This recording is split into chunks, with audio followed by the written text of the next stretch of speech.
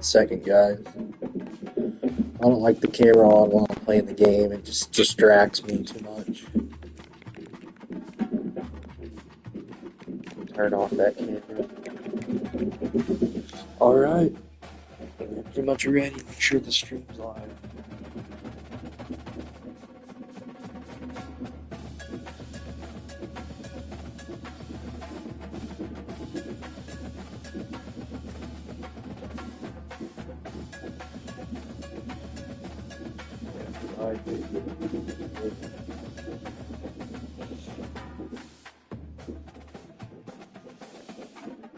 Alright.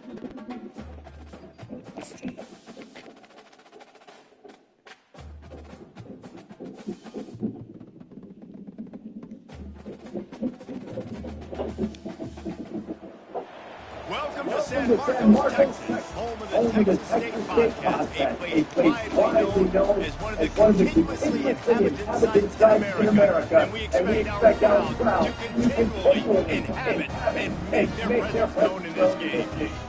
Today, a showdown of a couple of foes from the Sun Belt, as we'll see the ULM Warhawks taking on the 12th-ranked team in the land, the Texas State Podcast. For EA Sports College Football, I'm Reese Davis, joined here in the booth, as always, by David Pollock and Jesse Palmer. Guys, let's tee this one up. Oh, get the ball first, okay. The Warhawks will get us started with the opening kickoff.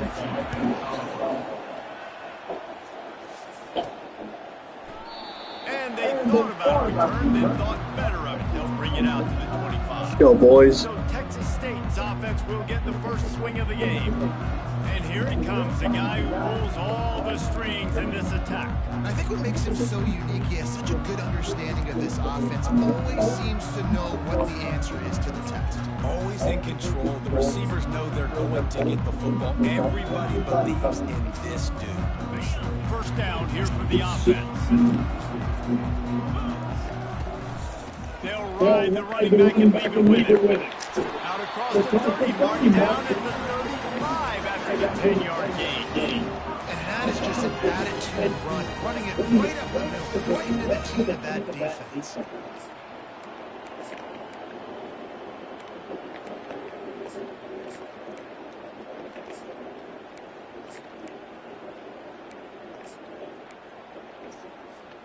Ball is at the 35. It's first and 10.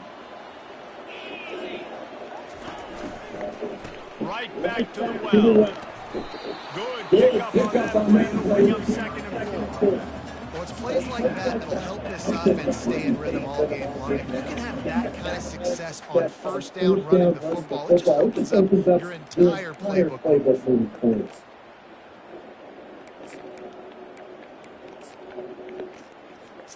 Got 6 on first down, now a lot of options on second and 4. From the gun, they'll try to impose their will. A strong tackle and wrap up from the junior. You know, as a defense, you kind of want to force the give on the RPO. You want them to run the football. You can tell maybe the quarterback wishes he pulled this. Small game, but some information you gather maybe for the next time you run an RPO. They have it at the 43, third and short, trying to avoid making a decision on fourth down. And he found plenty of room on that one before the defense was finally able to get it down. It's a really good sign that you're on offense here. You're putting it on your offensive line on third down. Critical down and distance, opening drive of the game. Let those guys fire off, get a hat on a hat. You can run the ball, pick up the first. You're around midfield. And all things looking pretty good here early for this offense. The Bobcats have their offense in high gear.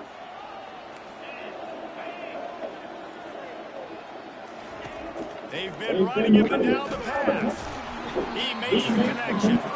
And a good job of coverage by that defense, just a short pickup. And I love when my quarterback sees zone and knows exactly where to go with the football. Sees the wide receiver running the drag route, knows when to throw it, pulls the trigger for the easy completion. RPO complete. He's brought down quickly. Minimal gain there, still a bit short of the first down. I love offenses and quarterbacks that are willing to take the easy stuff. Take those easy throws that are guaranteed to get positive yards. Yeah, I'm going to take big shots down the field too. But don't forget, it's easier to pick up second and 5, third and 5 than it is on some of these long Good shit. Third down conversions are huge, and they've got one, and they're at the 35. And the Bobcats getting set on 1st and 10. Oh, bad pass. Is a busted play. Incomplete. This Terrible. defense knew coming in they were going to see some RPO, and they were going to see some quick game. A nice job there taking the throw away from the quarterback. They'll spread the defense out, going 5 wide on 2nd and 10. And they'll bring him down after a short pickup. You know, I really like this QB running the football because I know he's got a lot of speed, but he's not the biggest guy in the world, so he's not going to be able to break a lot of tackles. You really got to do a good job of trying to scheme ways to get him out in more space. Ninth play of the opening drive coming up, but now they face a 3rd down. And they reacted well to the completion, but it was too late to keep them from getting the 1st down. Down to the 18-yard line, it's 1st and 10. Fast motion from the offense. Touch pass on the right. And they'll wrestle him to the ground after a short gain. Looks as if we have an injury on that last play, and we'll take a break to check him out. So after the 1st down run, here's 2nd down.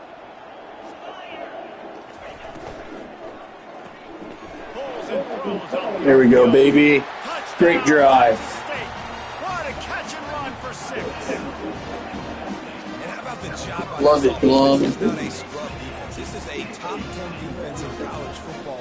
You got to take points whenever you can get them. Nice job putting the drive together, putting 6 on the board. No matter how it looks, you just got to keep fighting with this squad.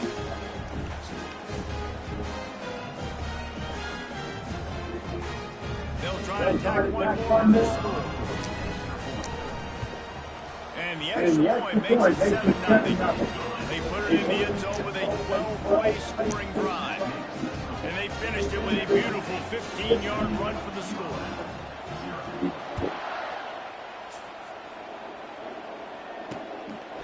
He thought about bringing that out for a half second, but he'll take a knee and they'll bring it to the 25. Look at their quarterback.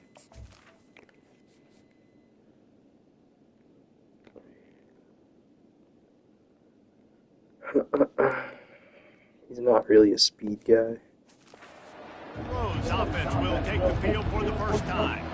And you want to talk about dudes who can bring the heat off the edge, David? Both of these teams have somebody that can do just that.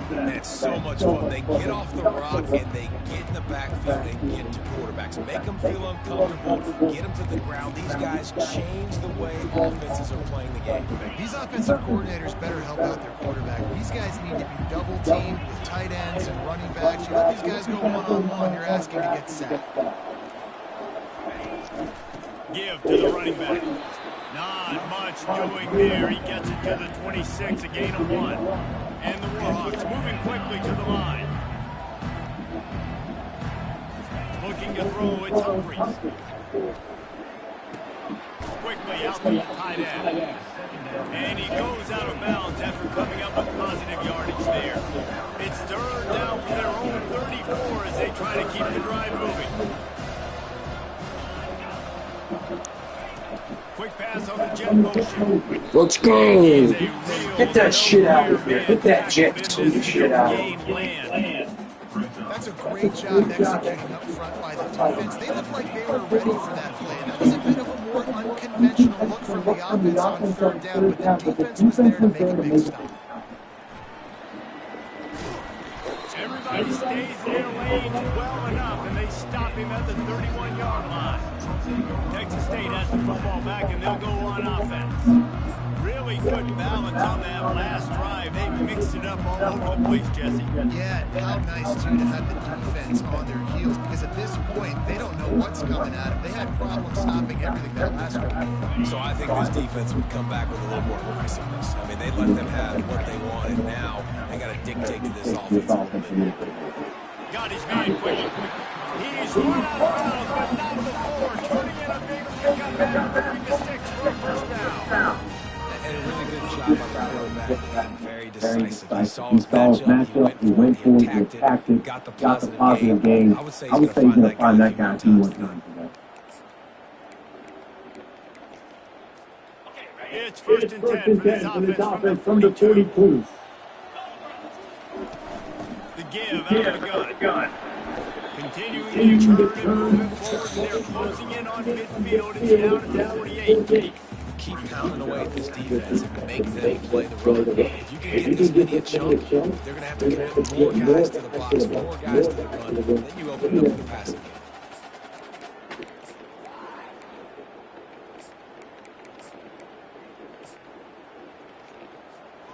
6-yard pickup on first down. Leaves them with second and 4. They'll run it out of the shotgun. Tackle is made, but not until he gets the first down. You got to have short area quickness. That running back there doing what it takes to make sure he got that first down.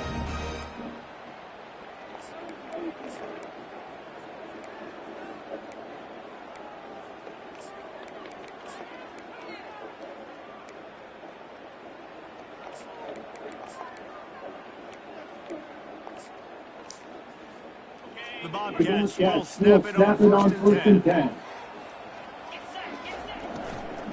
Leaves it with the running back. And excellent vision. Let's go. Love the way we're running the ball. Really good pickup before the defense put a stop to it.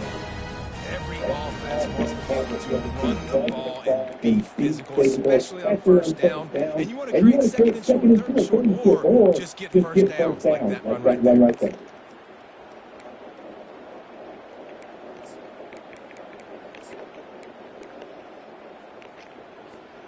They've got it at the 36 on first and 10. He's going to pass. Going to try to get it himself. It's just so nice to have a QB under center nowadays in football. You can trust these guys. You put so much on their plate. And you tell them, go get positive yards when it's there. And a lot of these guys are such great athletes. They do it with ease. Trying to surprise him with a pass. Gets it out quickly. They're able to get him stopped just shy of the first down mark. I like the slot receiver because he gives his quarterback a good option, working the middle of the field. He's a nice Sometimes you just got to get under center and go 95 on him. Make them stop it. They just pick up the first here. They'll try to pick it up on the ground. What a good run there. He has enough for the first down. 95 Mike all day. They can run the football on third downs when they need to. They show you right there. They've got some balance to them. They really know who they are. They have a good identity. And that's why they've been so successful this season. From the red zone, looking for a receiver.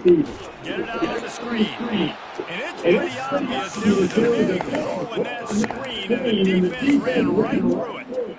They thought they had the screen set up, but there was a giant hole in the screen, and they went backwards. Defense obviously did a good job watching tape, Reese. They know this is an offense that's going to try and take advantage of their pass rush up. Got enough space. Touchdown. Hallelujah, man. Let's go. Touchdown, Texas State. One of the reasons this offense is so exciting to watch, they've got guys that are dangerous after the catch. And if this quarterback gets through his progression, David, gets you in stride, these guys will take it to the house. Man, it's your job to do the rest, right? You hit me in stride where I don't have to stop running, I don't have to break down. It makes it so easy. The connection between the quarterback and the wide receiver, you can tell this is a good one, and that's why they got 6 on that one. And the extra point is good. Lining up to cover the kick after that touchdown drive. Looking for block. And the returner is stopped. UL Monroe has it back in the offense, ready to go to work.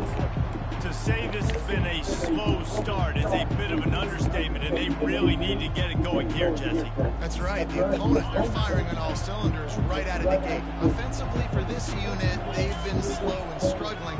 They need an explosive play to wake themselves up. And it's just the first quarter, so it's not the end of the world. You've seen slow starts. Oh, come on. Where's the pass rush? That play or that scheme that you can use against this defense. The Warhawks come to the line in the hurry up. Hey, listen, it's important at that position to be able to be good off schedule. Everything's easy when it's on time. You get the ball out. When things break down, they get off schedule. You've got to have a guy back there that can make the right decisions. He did exactly that. Got stuffed on first down. It's 2nd and 10. All season long, we've been watching this defense dominate against the run. Let's go. Pressure just engulfed him. A sack for this defense. That's a bad sign for the offense. You're trying to throw screen passes to try to negate the pass rush from the defense. That time, the pass rush even got home on a screen pass.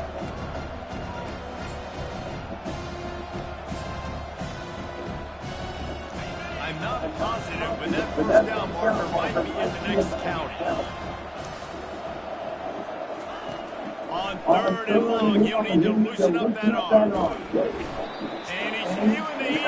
Go down. Let's go, D. I love it. Not the way he wanted to end it. I love it. That's the end of the quarter. Texas State has the lead here. They largely dominated this first quarter as indicated by the stats.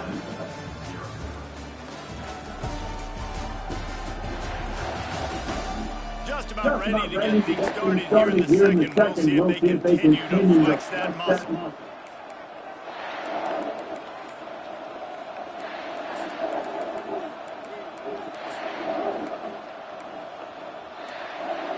And the Warhawks will call on their punt team. This will be the second time they've had to kick it away.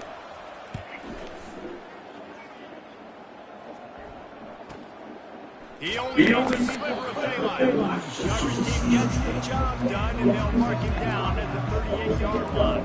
Texas State gets the football back, and here comes the offense. They wanted to set the tone, strike quickly. Jesse, they've done exactly that, up 2 touchdowns. And this quarterback has been dialed in, too. He's been so good reading coverage, going to where the open guy is with the football. They've been up and down the field so far. And this defense needs to make something happen right now. You want to give up a couple touchdowns, your offense has got nothing going. Still early in the game. Get a stop, create some momentum for your offense. You know, the RPO game now in college football really puts the defense in a bind. It forces them just to freeze a half second as they try to distinguish between the running back and the quarterback. Who's keeping the football? On that play, it was the running back, and he made him pay. Here they come, 1st and 10 from the 48. Quarterback checking off. Wants to throw on 1st down. Got him downfield. They'll finally get him on the ground, but not before he makes it to the 30 and gets a 1st down. This offense is clicking, everything working together really well. Coordinator, quarterback, offensive line, good rhythm, good flow. Defense is going to have to find something to kind of mess up this timing they got going on.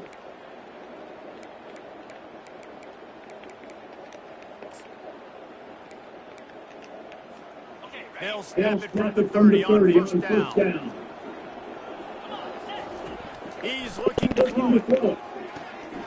Makes the grab down the middle. He knew exactly where he wanted to go with that one, and they've got enough for the 1st down. First downs is that alone. Just on this drive, the defense, they keep this up, they're going to get worn out, continue to have to play more and more guys. They got to do something to change this.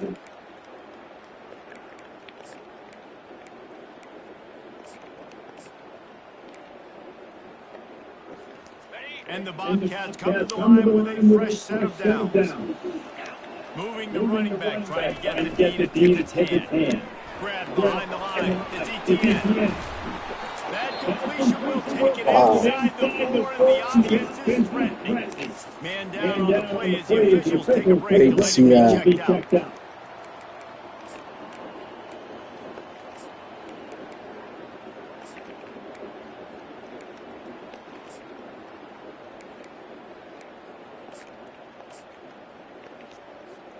Going to work on 2nd down in the red zone as Phil's ground to cover to pick up that 1st down.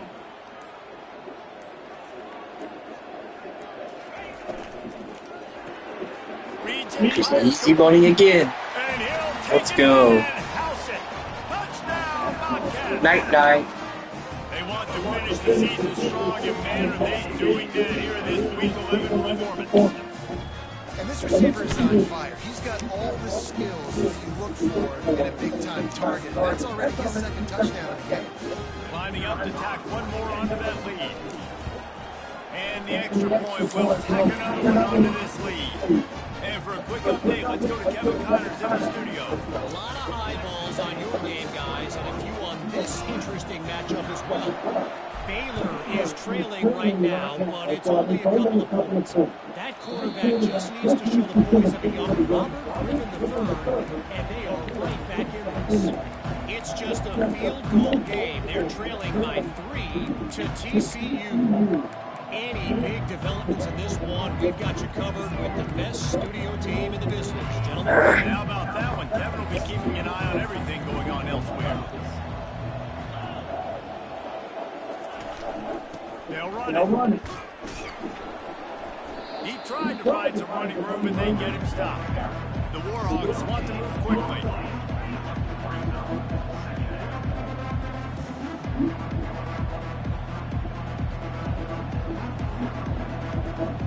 Back to throw, it's Humphreys. And he just They're just flustered. I think he wanted to run before he secured it. Well, I don't know if the big fella got freaked out because he was so wide open on that play, but that is a catch he has got to make for his quarterback.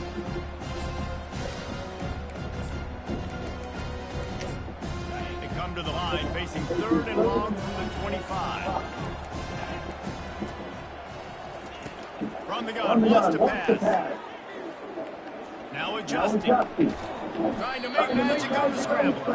And he's not going to make it. The defense denying him the first down. Well, it's a really nice job there on that 3rd down, trying to get after this quarterback. And obviously they're not able to make the play in the backfield, but really nice job pursuing. You see the athleticism and the speed they have, how they play as a unit together. Only giving up a little bit of a gain and now setting up 4th down. He gets a block. This guy is a daring punt return man. He's not going to settle for the fair catch. A solid return. Gets a little bit of ground for the offense. Texas State has the football back, and they'll go on offense. This offense has really been clicking in the game so far, Jesse. No doubt. Everything their play caller is dialing up. These guys offensively have been able to go out and execute. Yeah, and it's just maintain the lead. Keep doing what you've been doing. He tosses one high and deep down the left side. And it goes through his hands. Oh, he had an explosive play right there for the taking, but couldn't reel it in. Well, these DBs better stay ready, man. I know you're losing the game by a lot right now, but this offense is still taking shots, so you've got to continue to stay ready and make plays like they were able to do on that last one, forcing the incompletion. He wants to pass it on 2nd down. Oh, it goes right into his hands. They had everything set up on the screen except the catch. It'll be 3rd down. You know, it's difficult for QBs sometimes when you're throwing to your running backs because they're not receivers. You've really got to be perfect with the ball placement. You've got to make that a catchable throw. A little bit too tough for the RPO. Now they're starting to feel it. They've got a first down. Oh, Neely, I love that. It's going to be tough on this defense containing this guy because he's got that sixth sense to get outside the pocket, and at that point, he's thrown it and hurt you, or he can take off and run. That time able to get the first down. Big challenge for this defense. Good, tough hunt. How about the patience of this sophomore to hunt that green grass? First down, you know you always want to establish the running game. How about this offense? Nothing fancy. Run the football, be physical, get a big game. He'll keep it himself. Got the first down and more. And how much running room have they been able to find on the ground? Man, are they piling up some gaudy rushing stats?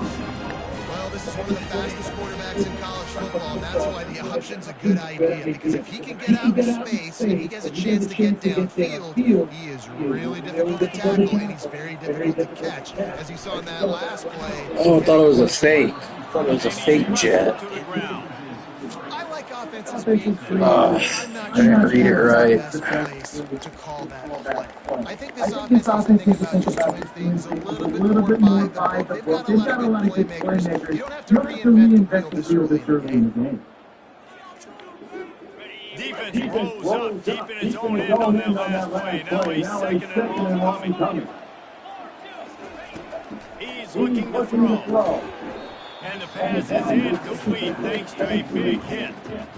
Well, I love the coverage on defense. In the red zone, everyone's got their eyes on the quarterback, and they're flying to the football, and you saw that there on the incompletion.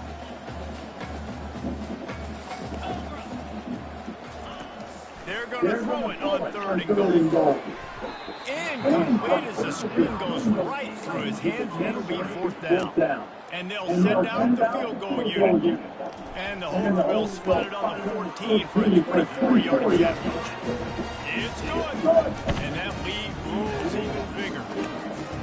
That lead just keeps getting fatter, and this kickoff team doing a little running.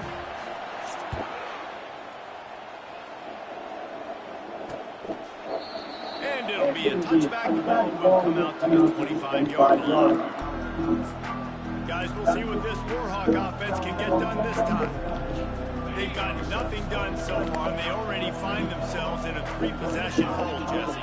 Yeah, and as a head coach, you're wondering, what didn't I say? What didn't I do to get my team ready to go? Because we look like we're sleepwalking at this point. Nothing went well in the first quarter. You just say refresh. Like, let's try to find a way now. Chip into this lead. Try to make it somewhat manageable when you get to the half.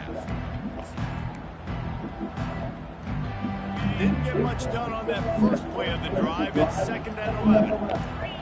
DB's blocked up tight on the receiver. Spits it out to the back.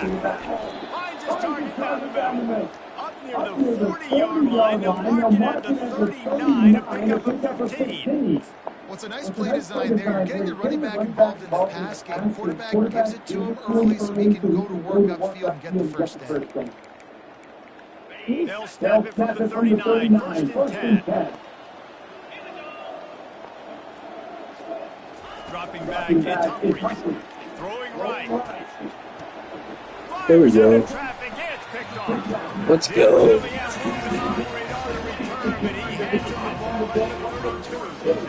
And that's just excellent cover. Man, cover one, nowhere to throw the football. Look at everybody playing man across the board. You still got the safety in the middle of the field. Nobody open. And if I'm the QB man, I don't need to force it. I don't force it in tight windows if it's not there. He throws it, unfortunately, gets the interception. Bad decision by the QB there.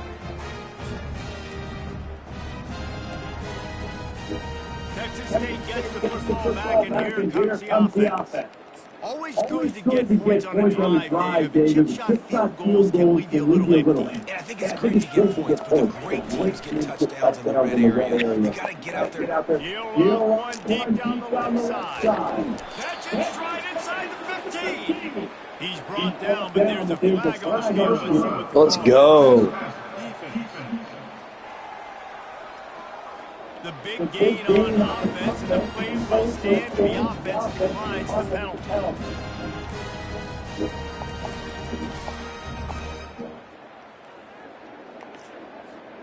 So they'll get a fresh set of downs thanks to that roughing the passer penalty. It's 1st and 10. On the ground with the counter. You'll take 4 yards on first down every time, 2nd and 6. It'll be 2nd down, and remember, they can pick up a first without scoring. Here's the handoff. They'll get him stopped just short of the end zone, but they're in business here with the first down. I know this is an offensive line that has a ton of pride. They want to come out each and every game and really impose their will on the D-line. Touchdown, Bobcats. And they add 6 more to the Corvette to the house. Well, this offense is top 10 in the country in points per game because they've got a lot of speed and they've got home-run hitters. They score fast. They don't need 10 plays to go down the field. You saw it right there. They've recruited well. They've got playmakers. They're going to be a problem for defenses all year. Almost ready to kick it away after scoring the touchdown.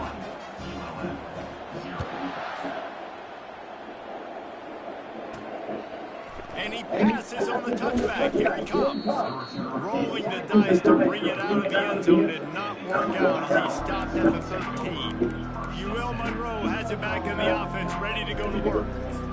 Boy, they hope this next drive is more productive after throwing a pick last time, Jesse. Yeah, and the coaches did a good job on the sideline there, just talking to the young quarterback and making sure he's able to turn the page, calm him down to go out and refocus this drive. Yeah, and some people do that better than others, but you got to show some trust in him. Maybe get the ground game going, help around him a little bit with this system. And here we go. If you're an offense, you've got to get that ground game going so you can have some balance, and then you give it to your quarterback, Palmer, and let him make some plays down the field later on. Yeah, exactly. And coming into this game, this offense knew they were going to have to some way, somehow, at least establish a semblance of a running game. For exactly what you just said, you got to be able to use play-action pass later in this game to get some explosive plays down the field. And it's a play like that we just saw, which can help them get that. Don't you love energetic defenses that fly around and make things happen? The ones that get in the backfield, the running back tries to go somewhere. Where do you want him to go? There is nowhere to go. Nice job by the defense, creating the tackle for a loss on first down. After losing a couple on that last play, here's 2nd and 12. Pre-snap motion quarterback trying to get a read. To the air, it's Humphries. Throws to the wide out. Finds a man on the right. And he'll have enough for the first down at the 42. And you just wonder now, is that the play that's finally going to wake this offense up? They've been sluggish throughout the entire first half, but could that be the thing that finally just gives them a little bit of a jolt and leads them to scoring some points here before this half is over? We've made our way to the 2-minute warning, and now they'll try to at least cut a little something off of this lead before the break. Finally, this offense starting to shake the cobwebs and get things moving. It's 1st and 10. Looking to move it through the air. Unloads to the wide out. Wide open downfield. And he was on his way. Gets it all the way to the 38.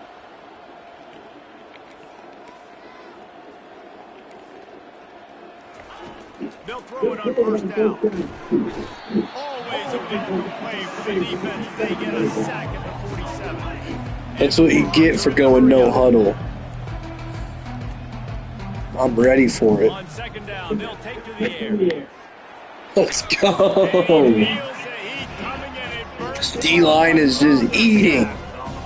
Just eating. The obvious. 1st and 2nd down didn't work out. 3rd and very long. Didn't have much of a choice, just had to throw that one away. It'll be 4th down. That's why it's so important for this defense to win 1st and 2nd down. You set up 3rd and longs like that, you can show your exotic looks, you can get the pass rush going, everybody in the back end expecting throw, and that's how you force incompletions and force 4th down. The Warhawks will punt this one away. 4th time tonight we've seen this guy come on to punt. Gets away, solid distance, but more importantly trying to keep it away from that return man. Texas State has the football back, and they'll go on offense. They'll crank up this drive from the 30-yard line.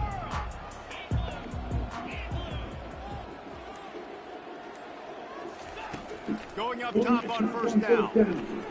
Quickly to the tight end. And he'll run across the sidelines after the good gain.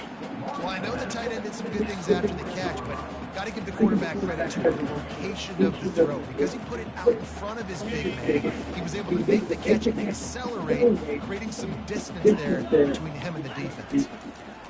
He's going to pass on 2nd down. He lobs it high and deep down the left side. Well, tip your hat to the defense getting that incompletion, because that hasn't happened often for this guy. Completed over 70% of his throws last week. He's doing it again in this game. Can the defense continue to mix things up? See if they can maybe confuse this QB. Lining up, trying to convert this 3rd and short from the 40. Quick strike complete.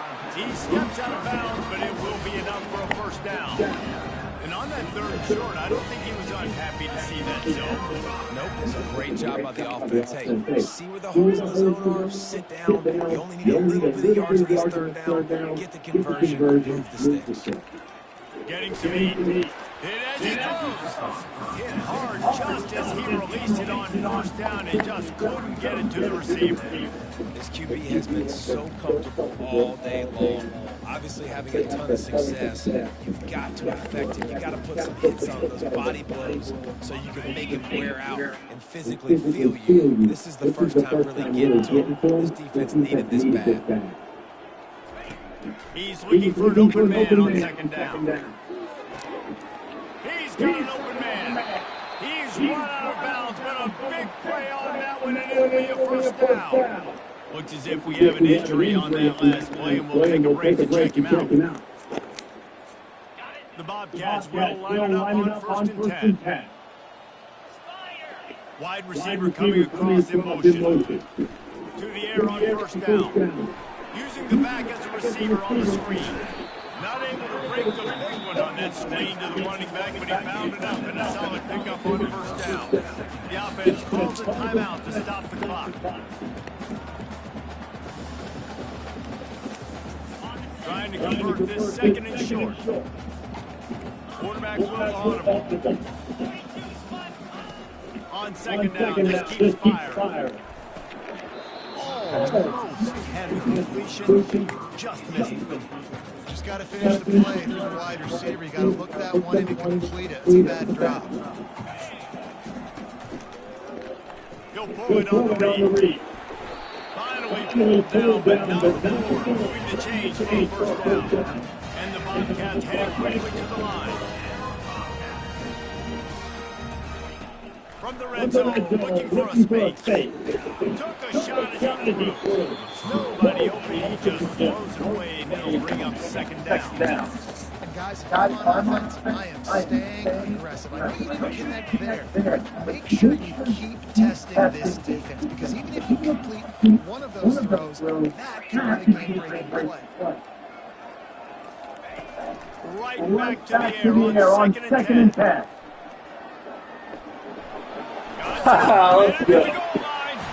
Let's go.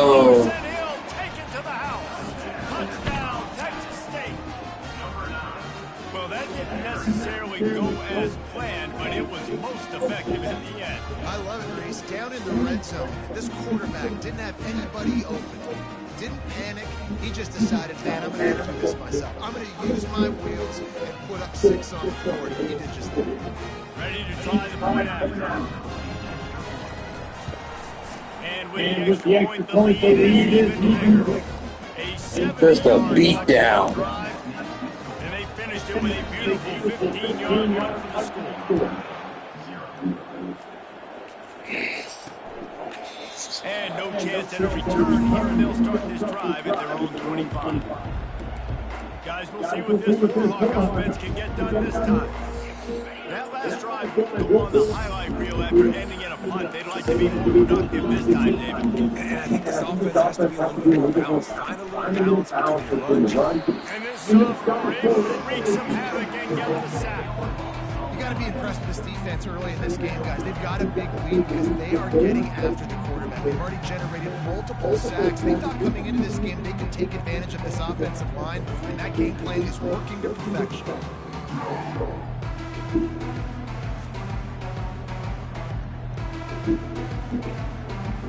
One more snap coming before juice boxes and orange slices. What a half, guys. The crowd's going bananas right now. Let's go. Guys, it is hard to beat San Marcos when that town is buzzing as it is today. And let's be honest, the story of that first half has been the play of that dude under center. Talk about having complete control of that offense. Cool, calm, and collected in that pocket. He's delivered one throw after another with precision and zip. He's checked down, he's hit on the deep ball. All in all, a very impressive first half. And with that, let's send it back to the fellas inside Bobcat Stadium. All right, Kevin, about ready to get things cranked back up here. The Bobcats will boot away to start the second half.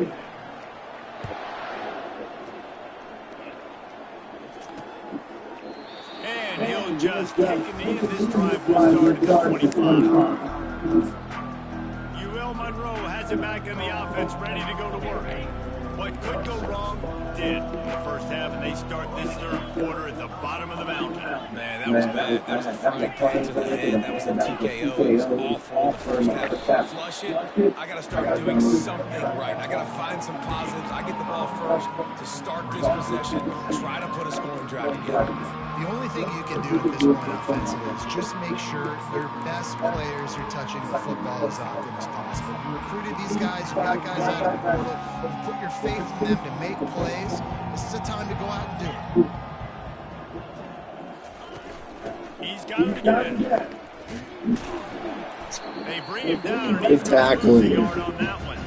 I love It's got to it. be disappointing if you're the offense, guys. You were expecting to have a lot of success running the ball, especially against this defense who just struggled so much this season, but just nothing doing. They have not been good enough in the trenches so far. You've already sent your punter out 4 times. At least he knows he's going to get his varsity letter and his leg, trying to get a bigger workout or get him convert. The defense is going to stop the clock with a timeout. They want to make sure they have everybody on the same page.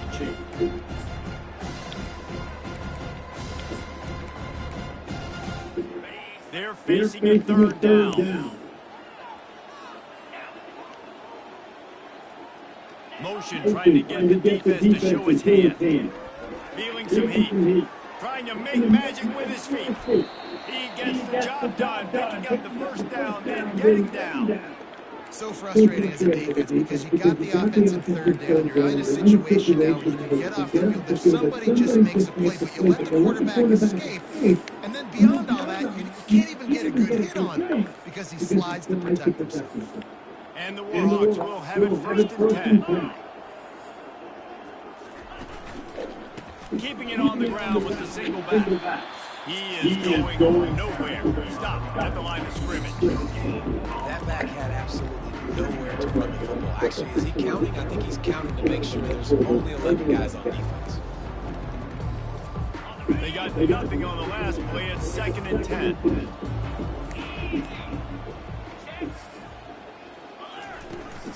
They'll go to the ground. Nice, solid form tackle from this sophomore.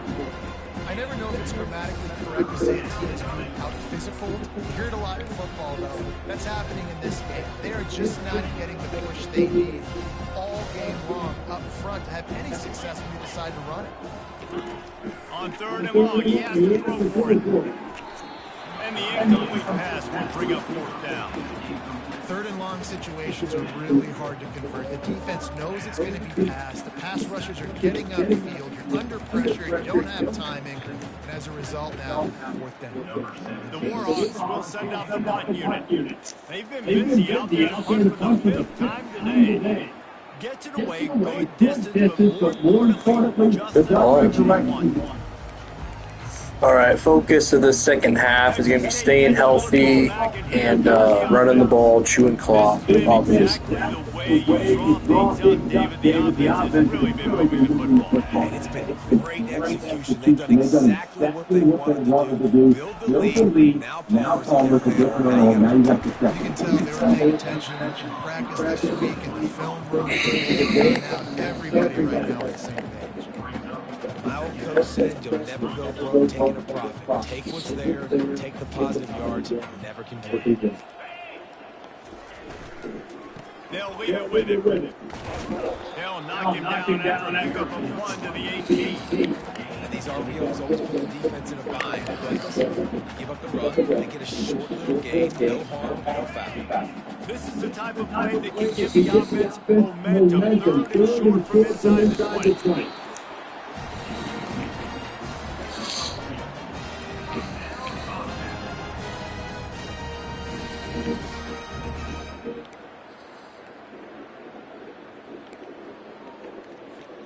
Now from their own 20-yard line, it's first and 10.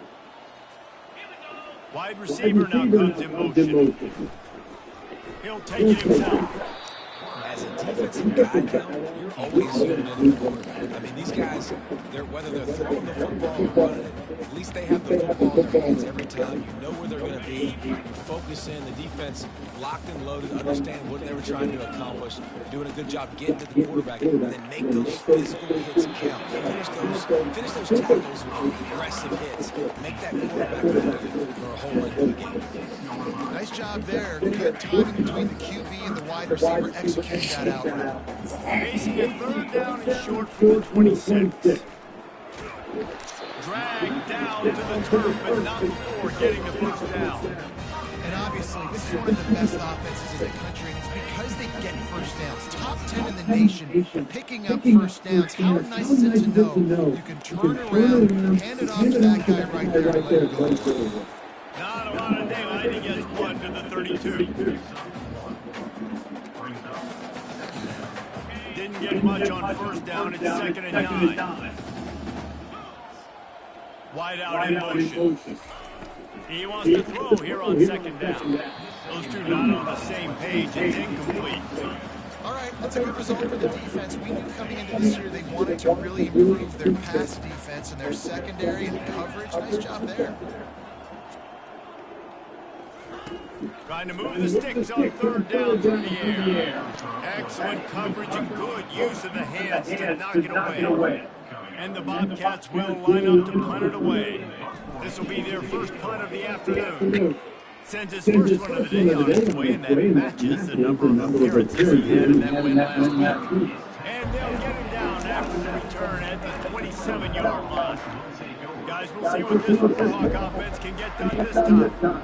David, the punter got some work last time. They'd like to keep him on the sidelines in this drive. Yeah, it's not something you want to say very often. You don't want to. This offense needs to get back lathered up and get a little bit more of a run. The best way to do that, identify where your best players are and just get them the football. Give these guys some touches to kickstart this offense. Got stuffed on first down. It's 2nd and 10. Back to throw. It's Humphries. They get another rush, and it pays off the sack at the 20. Well, we've seen this offense struggle early in this game, protecting the quarterback. They went in at halftime, thought they made the right adjustments, but it's not looking like it right now. They're still having issues keeping this guy standing up straight. Up front, they're just getting beat across the board. On 3rd and long, you'll need to push it downfield. Trying to escape and get it himself. And he gets down on the slide. That's not the only thing down. There's a penalty marker on the field. This defense happy with how that last play turned out. Decline the penalty. And the Warhawks send out the punt unit.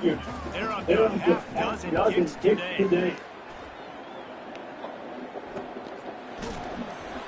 Not able to pop the big return, but they've got the ball back and ready to go with a fresh possession. Texas State has the football back, and they'll go on offense.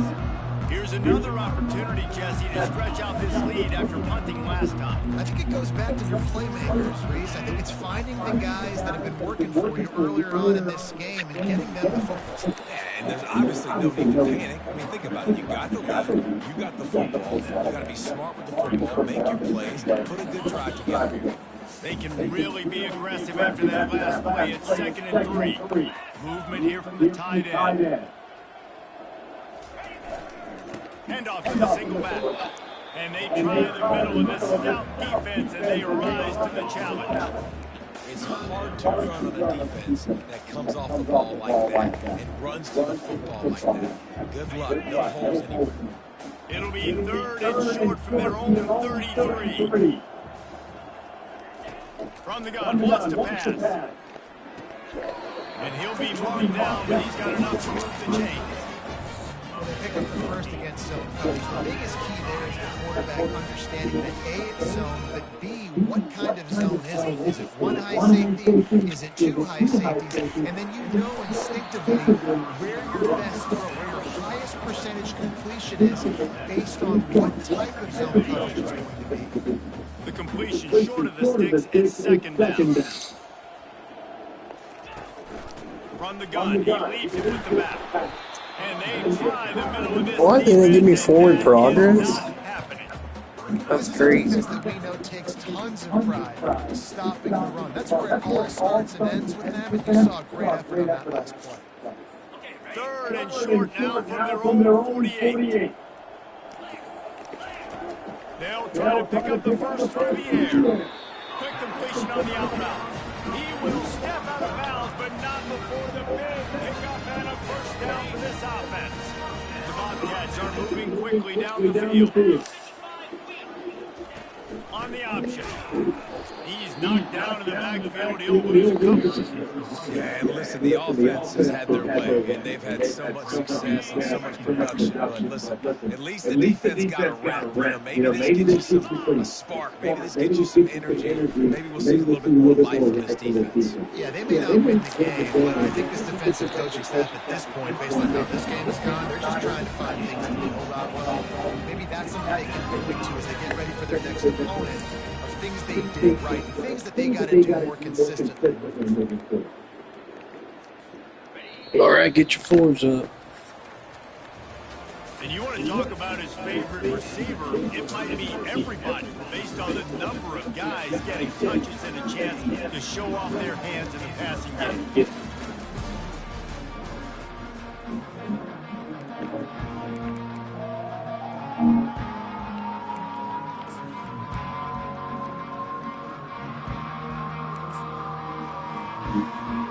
First down to start the drive after the break. Use the play fake, now throw. On the run, still looking. Boom. He makes a grab. Touchdown, Texas State. And the route is on. They extend this lead, and it looks as if they are going to make it 2 wins in a row. This has been a complete performance. The defense has been lights out, and the offense, obviously, just continues to pour it on. This is what you call having a great day. Putting it all together, offense, defense, complementary football. Lining up to add another. The kick is up and good. They put one more on the lead. We check in with Kevin Connors. What's going on, Kevin? Guys, let's get you up to speed on what's going down in this fun college football game today. Vanderbilt has the lead right now, but if this team has taught us anything over the years, it's that no lead is safe there in Nashville. They're up by just 2 over Texas. For now, it's back to you fellas, but of course, if anything changes, we'll see it right here. Thanks for the update on that one, Kevin. Let us know when it goes final. First down here for the offense.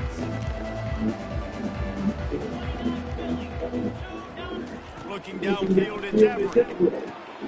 He's got his man. And he goes out of bounds after a nice pickup on that one. This quarterback right now is in a groove, and he's doing a nice job in pre-snap. He's reading the coverage, and he's getting an idea of where he wants to go with the football. That's why the ball's coming out of his hands so quickly. That's why he seems like he's in a great rhythm. Now on second and short after the first down completion. He's looking to throw. Pocket starts to the left, and the ball comes out. What a disastrous play. That football must be riveted to your rib cage. How can you let it go? At least they fell on it. And those are so frustrating when you're a defense and you swarm the football, you stick the quarterback, and you make him cough it up just to have the other team recover it again, and you don't get it. Still a good stick, still a good physical play. Keep in that quarterback. Now on 3rd and 10, if they can move the chains here, maybe they can get this drive started. From the gun, wants to pass. He lost one down the sideline. And they won't be able to connect downfield, looking for a big-time play. The Warhawks decide to punt it away. He'll try to really get into this one.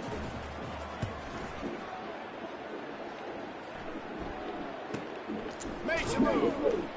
And the punt team able to smack him to the ground. Texas State gets the football back, and here comes the offense. This drive will get started from the 37-yard line. The give to the running back from the shotgun.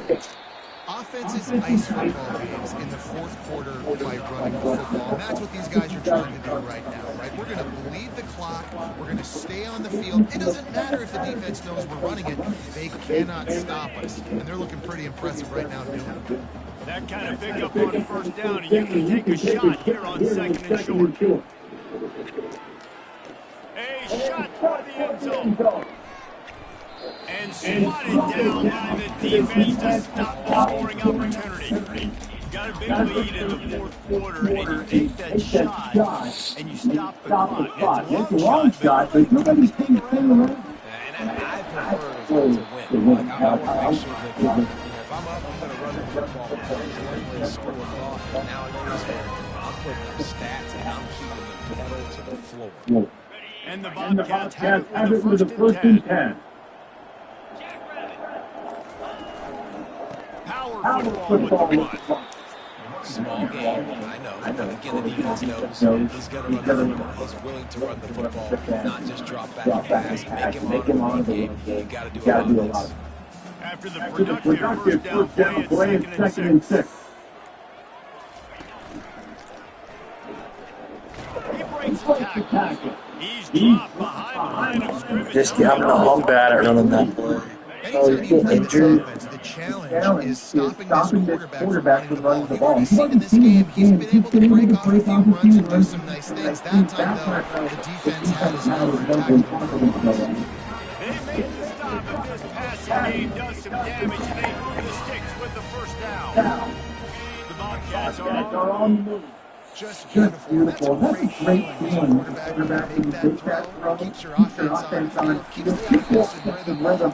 Obviously, throwing a touchdown pass, but I'll tell you this, way better than having to trot up over the bench and wait for your turn to get another shot. Hey, 5 to 6 yards above. I don't know if you guys are really good at math, but that usually equals a first down every couple carries. So forget about the run game. Keep them honest and pound that. They get him down, but not before he picks up 5 down to the 17-yard line. And the Bobcats have moved it inside the 20. The give to the fullback. He is tackled, but it'll be a fresh set of downs. And David, this is where I think you could have excelled. You're a great defensive end. There's other positions you could have played. Fullback, I know, being one of them. How about that guy there picking up the first? That's a nice job. Don't make this hard. Don't make it overly complex. We've seen the big fellas block all the time. Now they'll block harder and they'll block longer in the future. Works his way down to the 10-yard line after a pickup of 3.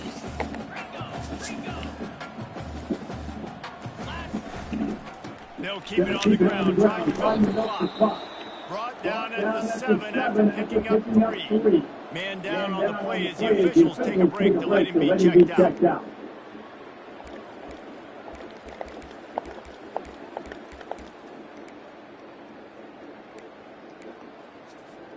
Boy, they love to move the sticks here and take a shot at it on first and goal. Quarterback changing the plays at the line. Shotgun snap on third down. Makes the catch. Touchdown, Bobcats. And the beatdown has ensued. They tack on another score, and how about the way this team has responded to a loss and now about to move to 9-1.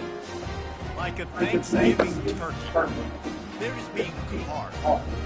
No shot. They have no idea how to get this quarterback today. He's on fire. Everything he's doing is working offensively. We got to figure something out. We got to try to do something a little bit different. Bring more pressure. But this right here, he's on so much fire. You might as well just send everybody. Blitz everybody. Live with the results. There's nothing else anyone can do. About to kick it off after punching it in for the touchdown. And he's coming out of the end zone. No idea what he could have been thinking. They try to return that one, and they stop him at the 7. ULM has him back in the offense, ready to go to work. Their drive chart is starting to look a little monotonous. Punt, punt, punt, David. And their defense is starting to get a little frustrated, too. They just keep putting me back on the field, possession after possession. Jesse, this offense needs to get their heads out of there. You know what? The punter's on the sideline with the oxygen mask right now. He's been playing so much. He's not used to this. This offense, they just got to stay on the field. They got to put a drive together and get some balance going, running and throwing the ball. On first down from their own 22. Use the play fake, now to throw.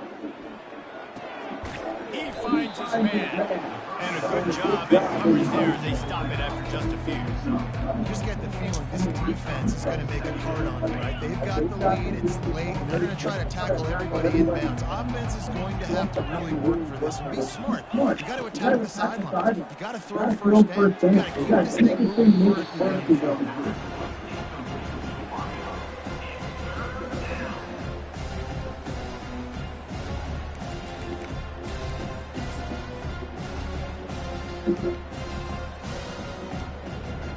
They're going to keep this drive going. They'll have to make a play on 3rd and long from the 26. Scanning the field, it's Everett. Lofts one high and deep. And that deep shot's going to wind up incomplete, but we do have a flag on the field. Let's see what the official says. They'll decline that. What a performance, defense. Shutout, hopefully. And the Warhawks will try to pin them back with the punt.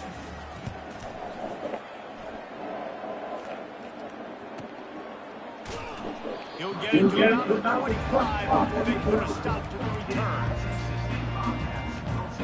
Texas State has the football back and they'll go on offense. Looking for a productive play on first down. Holds and fires complete. And the defense settled in to stop that one for a short gain. And offenses nowadays are really just counting numbers.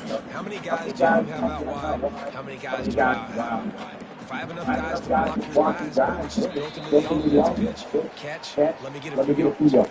We've reached the 2-minute warning, and this offense is that much closer to salting away a victory. And here comes the offense on second down.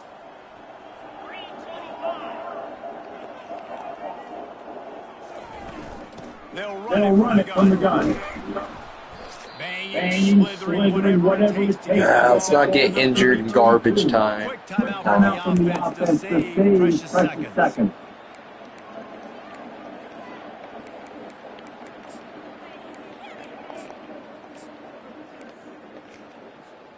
Faced with a 3rd and short from their own 32 to keep this drive alive. To the ground to try to pick up the first. Is that stiff arm even an arm? It looks like some type of steel bludgeoning device on his way to the first down. The Bobcats will snap it on 1st and 10. They'll run it to keep the clock moving. Looks as if we have an injury on that last play, and we'll take a break to check him out.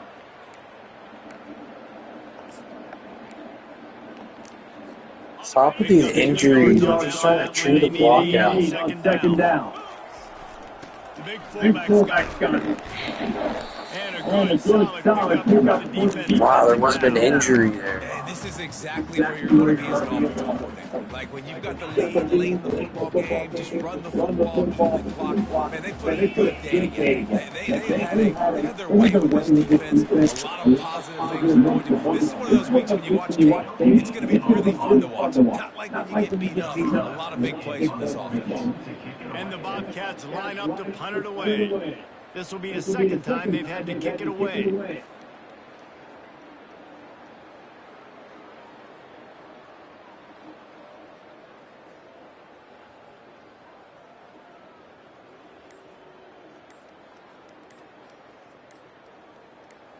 Good game, boys. They won the game today. That's 2 in a row. If they win the next one, it's called a winning streak. It's been done before. And we're seeing the identity of this team come into fruition. You just get the sense they're finding out who they are, what they're about, what they're going to do schematically, and who their big playmakers are. Which is tough to do, right? It's tough to grow throughout a season and understand who you are. But when you stack wins week after week on top of each other and start to have success, You start to grow as an identity. You start to understand who you are. So that's going to do it for us. For Jesse Palmer, David Pollack, I'm Reese Davis saying so long. This has been another presentation of EA Sports College Football.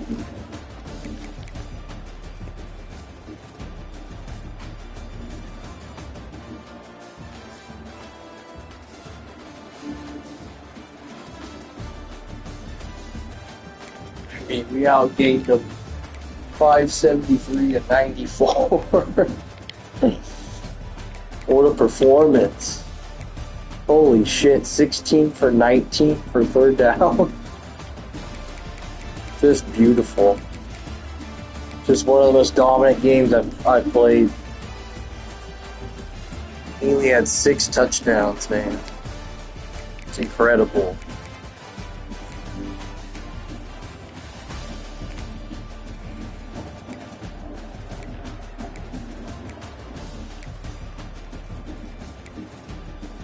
And the defense was unbelievable, man. Shutout. 7 sacks. Unbelievable.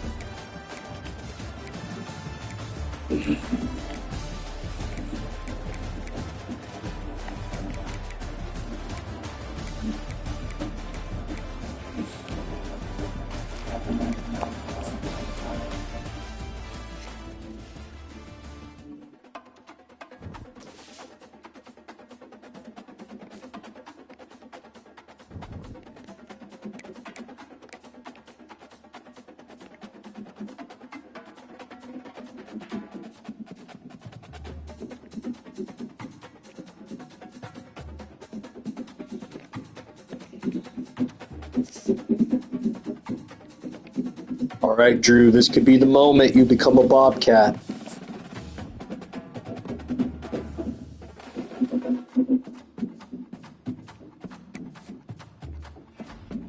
Steve Ritchie. Dion Luca. Welcome to San Marcos.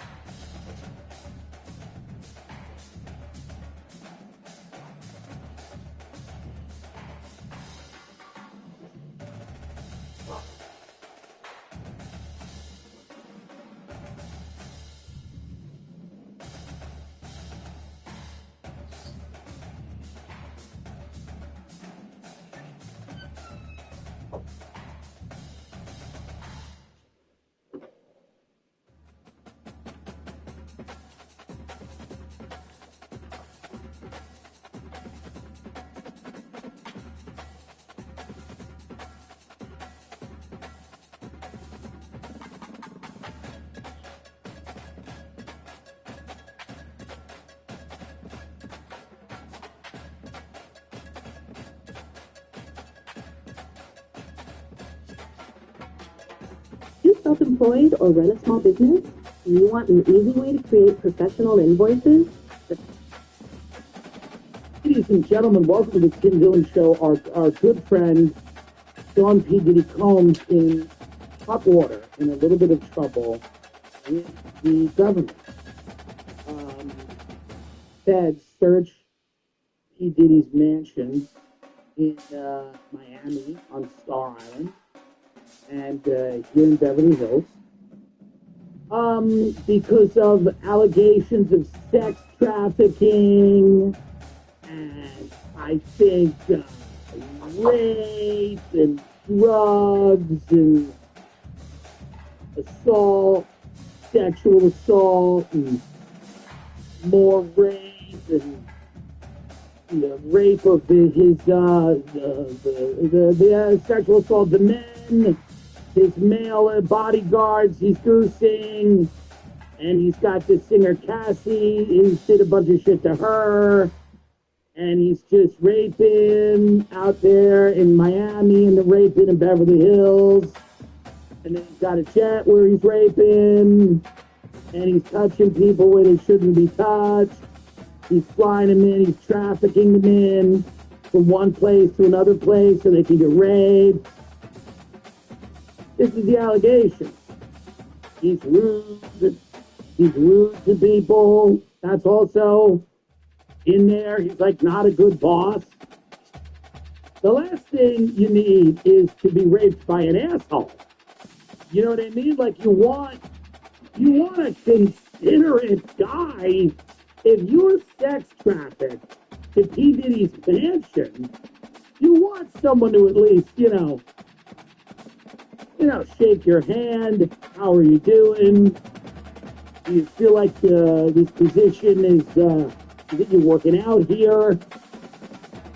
You think you have a future here. How do you feel about where you are? He was a real hard ass during the quarterly review with a lot of these people. From what I hear, he was abusive, angry, nasty, impatient. Cannot stand. But P. Diddy, they're saying now, we believe that there is a disturbing history of sex trafficking. Said the Miami-based officer who spoke under the condition of anonymity. You're responding to concrete, detailed, explicit allegations. This is not random. We didn't choose his name out of a hat. This is a cop talking, by the way. He's like, just so that you know, we didn't choose his name out of a hat. The cop's like, listen, here's the way it works. Most of these people are sex trafficking. Well, every now and then, we're allowed to investigate one or two of them. You see? It's not random. We know that most people are sex trafficking people at that level of income. Most people are doing things like that. But every now and then, the dam breaks on one of them. It's just too big to ignore. It was Epstein. Now somehow it's Diddy. But we didn't pick his name out of a hat. Now, what would have been great is if he said, now, we could have picked his name out of a hat. And then that person most likely would have had sex slaves as well. Because that's just kind of the way a lot of this seems to be working. We don't know. We became aware of certain allegations during the course of civil suits against Mr. Combs, said the officer. You have to understand that we didn't just decide on a whim to search his home. This isn't a witch hunt. They're trying to make other rich people feel better, by the way. This is like the cop, like these statements are like, make P. Diddy's neighbors kind of relax a little bit. They're like, we got no quarrel with you. All right? Don't worry about it. We're not randomly going into everybody's house. Where are the sex slaves? Get that blanket up. We're not doing that. We got to have detailed allegations and permission from someone to go in and do that. It is interesting. Diddy's been doing shit like this forever. He's like secretly a bisexual closeted dude. He likes getting with the dudes as well. Nothing wrong with that, but you can't rape them. Sean is into the sex trafficking as well. And he's been into it for a while, and everybody kind of knew it, and apparently for whatever reason, now, I love his attorney. He goes, in his statement, his attorney, some guy named Dyer, decried the Department of Homeland Security raids as, quote, a gross overuse of military-level force as search warrants were executed at Mr. Combs' residence.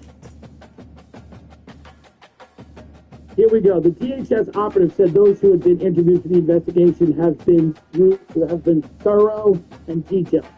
That's a funny thing about fiction. They may be reluctant to speak at first, but once they start talking, they talk. They talk a lot. We're getting a lot of cooperation from a lot of people who want to see him brought to justice. Diddy was stopped from boarding a private jet out of the U.S., call my friends at Titan Aviation, on Monday, and is believed to have remained in Florida since. He was trying to get out.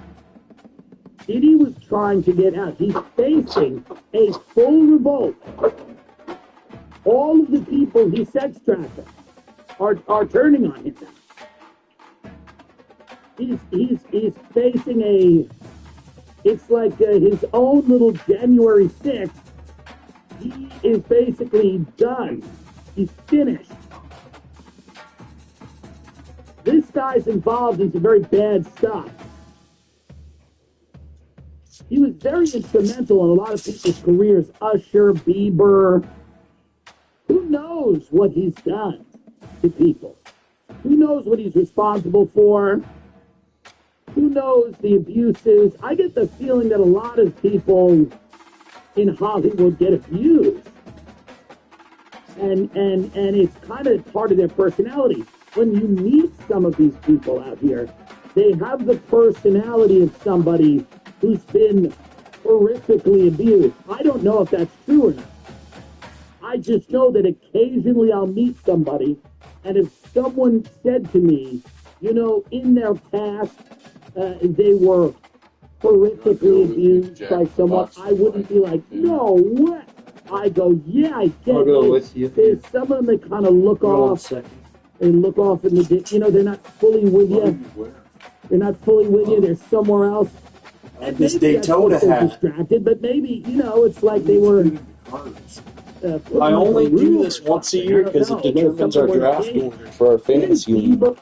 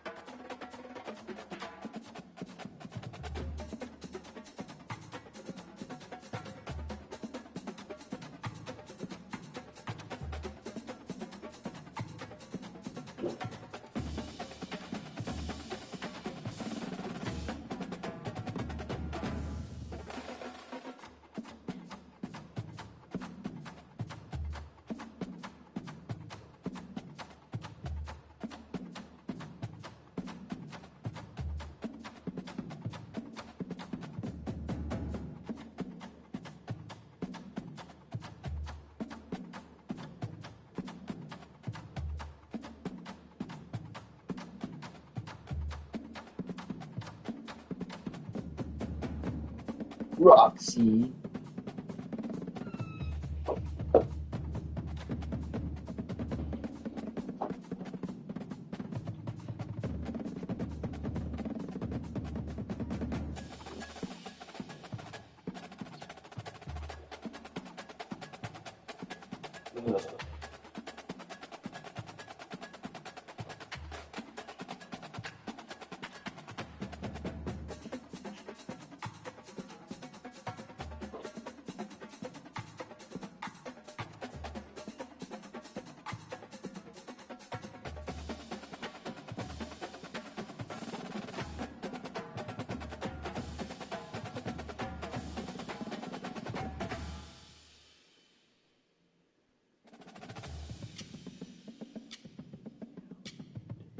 Message from the Sonic Department of Research and Deliciousness. You know our Sonic Smasher, our best burger yet.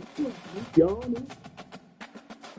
Today's Thursday. It is February 13th. Welcome to Dog Walk presented by Barstool Sports. I'm here with Chief. It's only 2 months. Yeah. We're doing a pick six on the first however many days of Trump, which is your request. Yeah. Because I'll be honest, a lot going on. Yeah.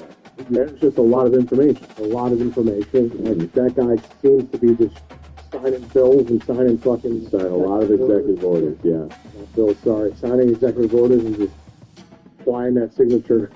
Yeah. With a lot. I don't want to say reckless abandon because it could be all good stuff. But it's just a lot of stuff is happening. Yeah. He is definitely using the full weight of the executive branch thus far. And it is. Like he had almost like a conveyor belt of executive orders that, like, first or second day in office. I think it was the one where he was withdrawing from the WHO, World Health Organization. And someone goes and like, oh, what's this one? Like, the withdrawal from WHO. Like, that's a big one. That's been a lot, So, yeah, that's a big one. It's signed. Yeah. So that is, it's been a lot of information. There's a lot of, discord. Elon was in the Oval Office yesterday with his kid making a ruckus and explaining shows and explaining all these different things. And you got Maxine Waters and... I don't know what the fuck Doge is just pointing from everywhere. So it's the Department of Government Efficiency. Department of Government Efficiency. Okay. Yeah. Oh, yeah. I was trying to be like, what is the... Oh, right. Doge is a... Yeah. Which is like, that's part of the joke. Yeah. But it's like the acronym makes sense. So... So Department of Government Efficiency, and then you have kind of do an investigation of USAID, and you have, like I said, Maxine Water, and Elizabeth Warren, like railing against it, and there's just like a lot of, like, I'm kind of exhausted of the political talk, but you just cannot avoid it at this point, and I figured we'd try to give a little cursory overlay of the things that are going on. But pick six time, before we get into it, I want to talk about the auto show. It's here, going on till February 17th, and it means a few things for great notice.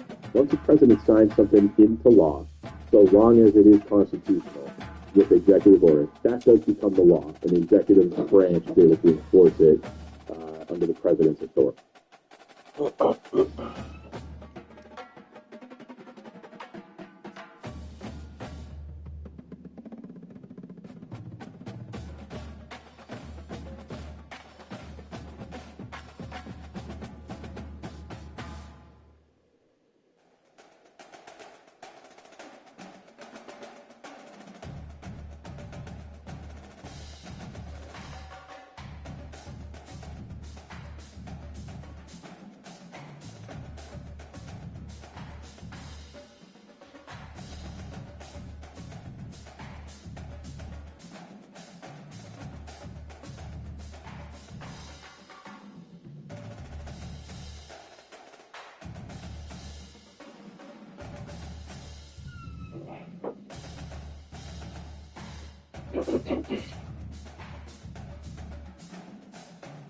So it is a law. The difference between that and, like you said, a bill that gets signed into law is passed by Congress, that becomes codified.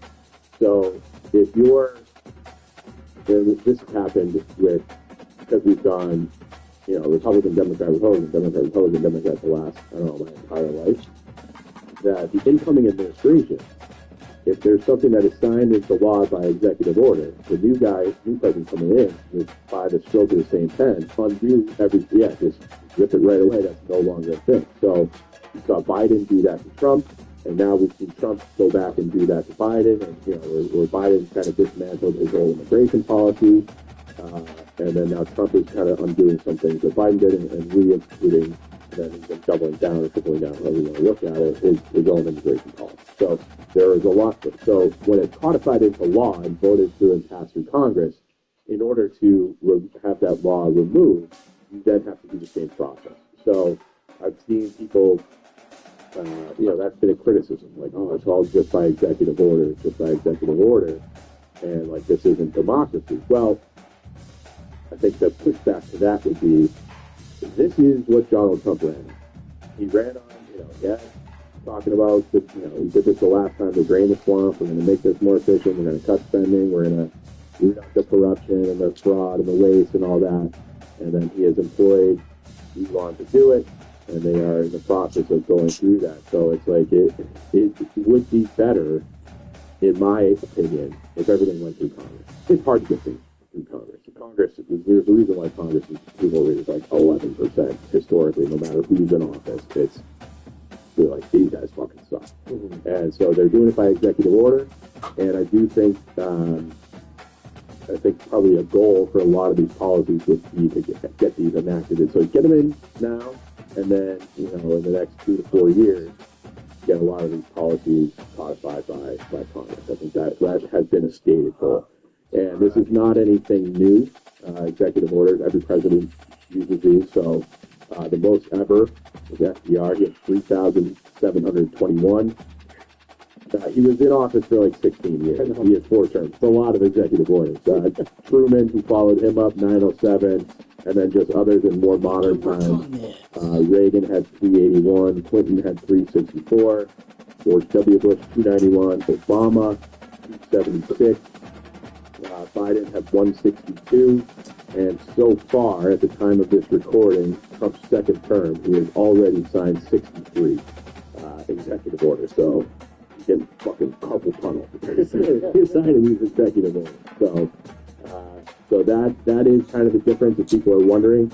It is one thing codified into law by Congress and has to go through that process and what that looks like, and that those become much more difficult to be removed versus the executive order, which any president can have a Sharpie off, basically, as they're leaving office. So, yeah, it's basically, yes, that's a good way to look at it. So, if it is signed into law, then that is, it's a more difficult process. So, and then for the second one here, just some like kind of a list of the more, I'm going to say, prominent ones, the ones that are getting more publicity.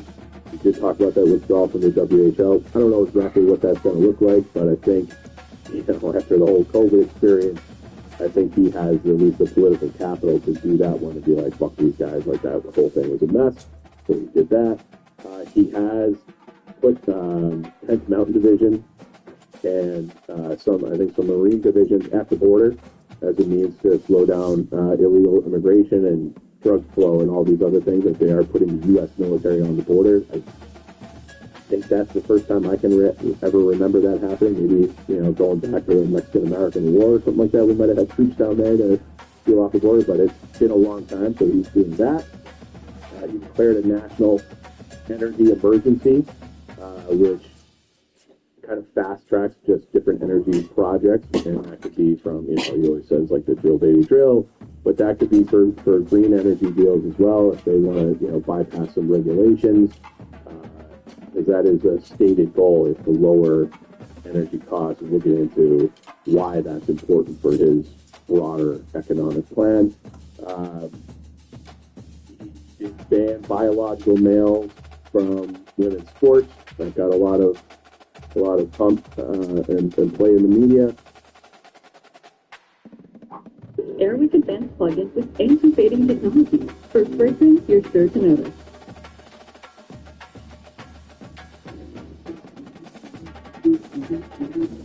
A passion and professional in a large, versatile space for the all-new 2025 Equinox from Chevrolet. Together, let's drive. I think I could have been in it if I had strings attached to me, forcing me to do certain things. Become an entrepreneur, not an asshole. Start your LLC today.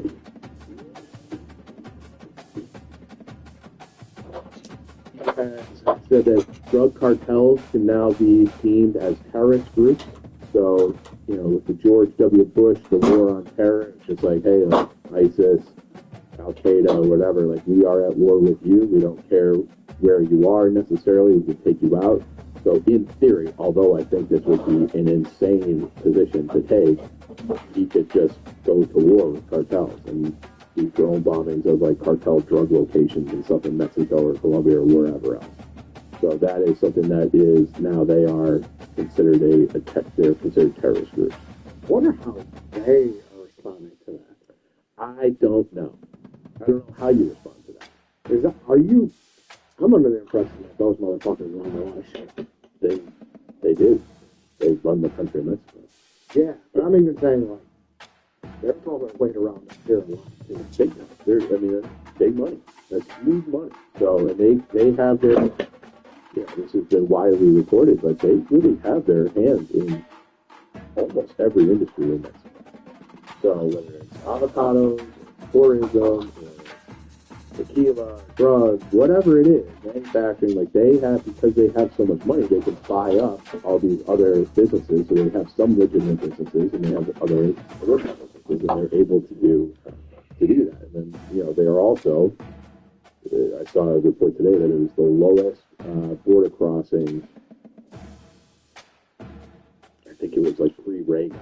Okay, so it's like the border crossings in the first however many days he's been in office have now slowed to like a trickle, and that was also source of revenue to the cartels. So they're doing human trafficking, but I don't mean that in like a prostitution rate necessarily, although there are claims that that's been a problem.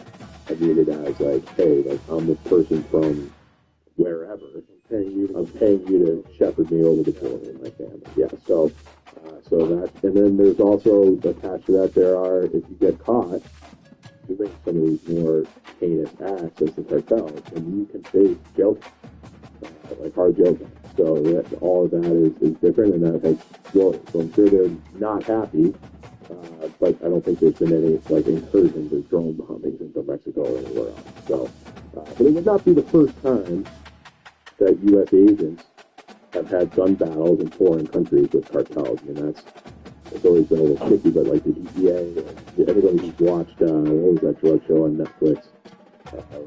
Carlos Escobar, Narcos, like if you've seen that, like like you've had federal agents getting into violent altercations with different cartels. So this is a little bit different if it's the military and it's like a widespread thing and they're using drones, but theoretically that is on the table, through that executive order.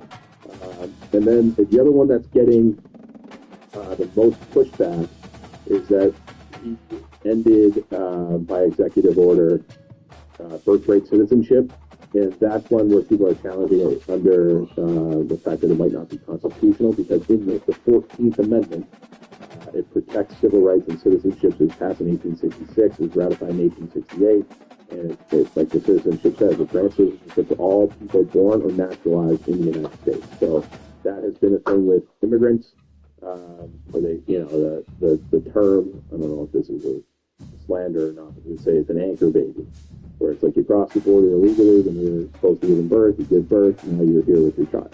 Your child's a U.S. citizen.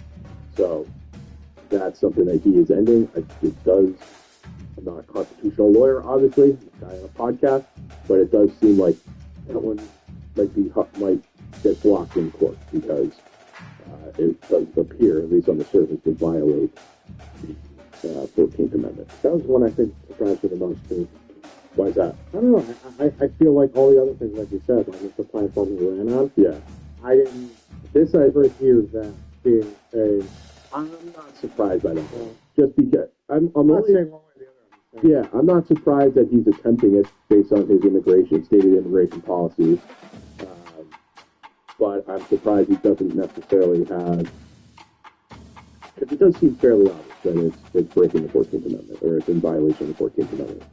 So without having, you can't just do that with a stroke of a pen. And you would think that he would have lawyers, a ton of people, constitutional lawyers on his team to make his case, right? We're not going to go to do this. Yeah. So that one will have to go to court. So I think in the meantime, he's probably able to act as if it's legal, the executive order, until it gets struck down by the courts, and then they'll have to appeal, or whatever, try to ratify, re-ratify, or rewrite that part of the Constitution, get that kind of over the goal line. Next thing we're talking about would be Trump's larger economic plan and some stated plans, which is it's complicated, and it's there's a lot of moving parts. We'll try to break it down as quickly and easily as I can. But people have talked about these taxes and tax cuts. There's a lot of talk about tariffs, a lot of talk about energy, and then DOGE. And it's like you really have those four things working in conjunction to get it seems like a newer, at least for the first time that I can remember in my adult life, and especially Trump in his last term, which was elected for, so he's been on 17 to 21, January 21, where remember how he used to be like the stock market's up, the economy's booming, all that kind of stuff. And the way that his Treasury Secretary is laying out this plan, it makes it seem like they're moving away from using the stock market as a barometer for economic success for the country. And I think that is I think that's a good thing, because I would say that, Trump got elected as a popular candidate, where you had all, it's not necessarily the 1%. So if the stock market's going gangbusters, that's really great for the 1%. The top 1% of wealth owners in the United States own 50% of all stocks. The bottom 50% only own 1% of stocks. Okay, so it's not, and then everybody between that, okay, so from, not everybody, but a lot of people from the 51st percentile up to the 1% in between. Most of those people only own stocks through their retirement plans, via pension or 401k. So, well, yes, we want the stock market to be good and thriving and all that. I think his base is more poor people who don't benefit from the stock market going up. They actually probably, in many cases, are hurt by that. Because then we've talked about this a million times, where it's like, oh, well, our stated goal, I'm making up a number, and this is a fictional situation, but this happens all the time, where it's like, our stated goals for our company earnings, you're projected to have $30 million in profit. Well, we only had 28. So the stock goes down. And so what do they do to kind of balance that out? They lay a bunch of people off. It had nothing to do with the performance or projections or anything like that. So it's like the lower and middle class, they get absolutely smoked. So they raise prices, and then the consumer, we're the ones who get pissed for it. Right. And that kind of gets into the next part of this, okay, which is the tariffs. Great. So what's the way they're going to do it? So now, okay, great. Sorry, I skipped over that. Yeah. So now they're looking at more of like a 10-year yield bond, the Treasury bond. And you want those rates to be lower. So when you have that lower, that means the economy, like the U.S. government, they're borrowing that money, okay? And that impacts your mortgage costs, your auto loans, your ability to get money to start a new business, all that sort of stuff. If you can have these economic factors that drive that price down, that rate down, then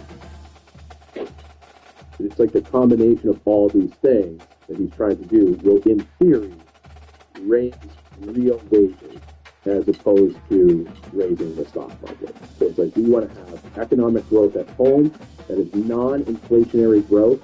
If we want to have more money and more opportunity and more money in the hands of the American citizens as opposed to, it's like a Wall Street, Main Street debate. And that's where all this is in conjunction with, because you've heard people, I'm sure, like you've talked about, 25% tariff on China, 25% on Canada, make them the 51st state, 25% on Mexico, and it's like, well, what the fuck is going on here? And then it's like a trade war, and then Trudeau says this, and it's like we're battling Canada, and